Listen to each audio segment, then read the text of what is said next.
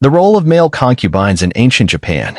The role of a male concubine in ancient Japan was multifaceted and varied greatly depending on the period and the household they served.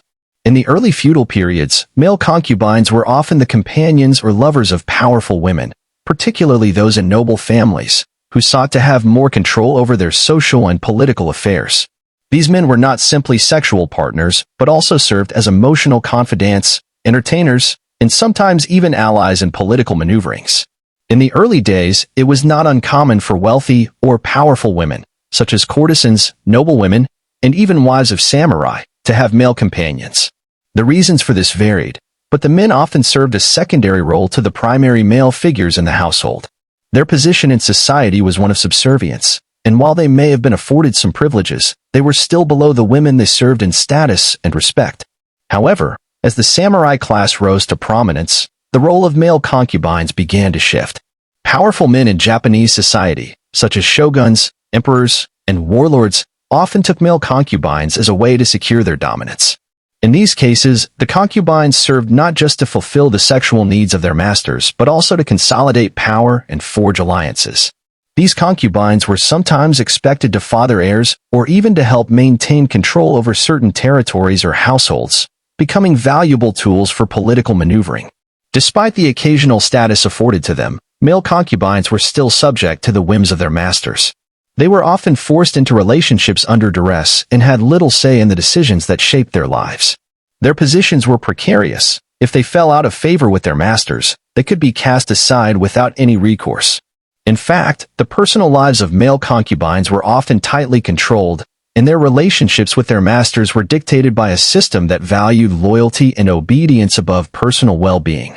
Why were male concubines valued for political and emotional purposes, yet their existence was defined by powerlessness and subjugation? How could such a system persist for centuries, given the potential emotional toll on the concubines? What do you think?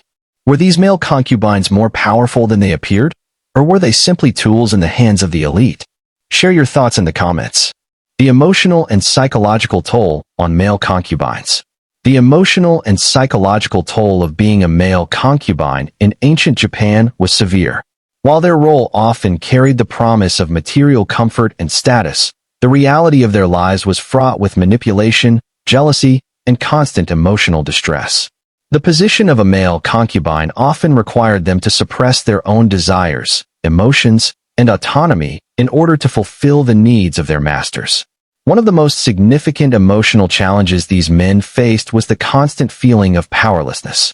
As the sexual and emotional companions of their masters, male concubines were often expected to provide affection and intimacy without ever being able to form their own personal relationships or have meaningful connections outside of their assigned roles. They were forced to remain emotionally dependent on their masters, whose affections could easily shift. For some male concubines, this dynamic could be devastating. They were often manipulated into submission, sometimes coerced into relationships with little regard for their feelings or desires. These relationships were transactional in nature. Intimacy was frequently demanded without the possibility of reciprocation. The psychological toll of living in such a restricted, controlled environment led many male concubines to suffer from anxiety, depression, and a sense of alienation. They were frequently isolated, and even when they were given some privileges, they were always reminded of their subordinate status. Male concubines often lived in fear of their master's whims. If a concubine displeased the powerful figure they served, they could be cast aside or even punished. Some concubines who failed to produce an heir, for example, were discarded, left to live on the fringes of society without the security they once had. Many concubines found themselves living in fear of their personal safety, as their value was often tied solely to their ability to meet their master's emotional and sexual needs. Furthermore, the societal expectation for concubines to remain completely loyal and devoted to their masters added to the emotional burden. These men had little freedom to make decisions about their own lives, and they were constantly reminded of their position as objects rather than individuals. Why did these men, despite the emotional toll, continue to serve as concubines for powerful figures? Was it simply a matter of survival, or did they hope for a better life through loyalty? What do you think? Were these men truly victims, Or did they have any agency in their relationships? Share your thoughts in the comments. The harsh physical conditions of male concubines. Beyond the emotional and psychological struggles, male concubines in ancient Japan also faced severe physical hardships.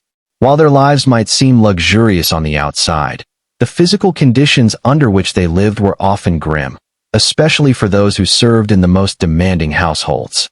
Their bodies were often subjected to intense demands, both sexual and emotional, and they had to endure living conditions that reflected their low status. Many male concubines were required to maintain a particular appearance, often subjecting themselves to rigorous grooming routines.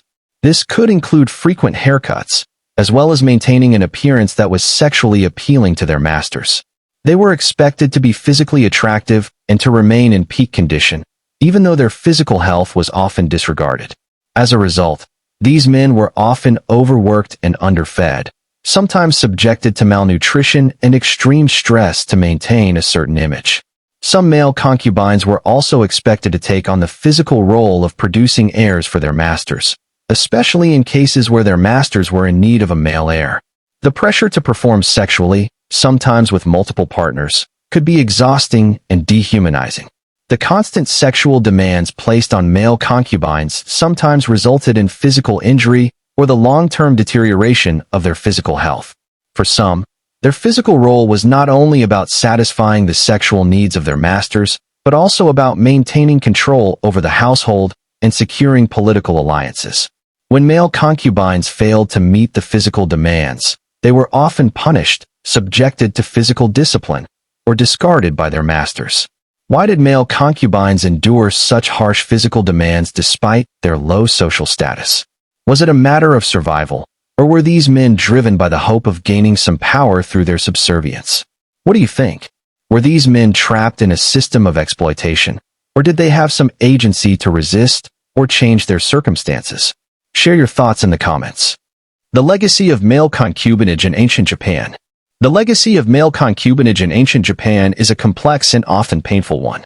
While some men in this position may have experienced fleeting moments of privilege, many were subjected to lifelong oppression, manipulation, and emotional trauma. Their lives were defined by powerlessness, and they were rarely given the opportunity to assert their own autonomy or create meaningful relationships. The practice of male concubinage eventually faded with the advent of more modern legal and societal structures in Japan. But the stories of these men serve as a sobering reminder of the deeply entrenched gender and class inequalities that existed in Japan's feudal society. The treatment of male concubines reflects the broader context of how power was wielded and how social hierarchies were maintained through oppressive and often exploitative practices. While male concubinage may not have been as widely practiced as other forms of servitude, it left behind a scarred legacy for many of those involved. The emotional, physical, and psychological toll it took on these men is often overlooked in the historical narrative, but it speaks volumes about the nature of power dynamics and the role of women in controlling the lives of men. In modern Japan, the legacy of male concubinage remains largely forgotten, but it is important to remember that these men, like the women of the time, were not immune to the harsh systems of control and exploitation. Understanding the lives of male concubines helps us to better understand the darker aspects of Japan's history and the ongoing struggles for gender equality and personal autonomy. How can we reconcile the romanticized view of ancient Japan with the reality of the abuse and exploitation of concubines, both male and female? How do these practices inform our understanding of power and gender roles in history? What do you think? Does the legacy of male concubinage challenge the conventional narrative of Japan's feudal history? Share your thoughts in the comments. The lives of male concubines in ancient Japan were marked by exploitation, emotional distress, and physical hardship. Despite the occasional privileges they were afforded, these men lived lives dominated by powerlessness and submission.